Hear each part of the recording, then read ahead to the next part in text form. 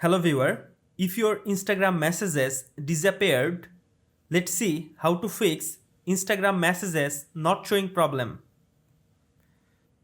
Step 1. Tap and hold on Instagram app. Click on I button. Now scroll down. Go to Instagram storage. From the lower corner, clear cache data from Instagram app. Step 2. Open Google Play Store, or if you are iPhone user, open your App Store. Now update Instagram app.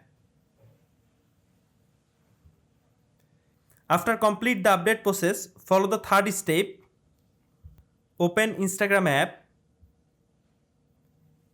Click on profile icon from the lower right corner. Now tap on 3 line from the top right corner. Now scroll down and find out help. Go to help. Click on report a problem. Now report problem.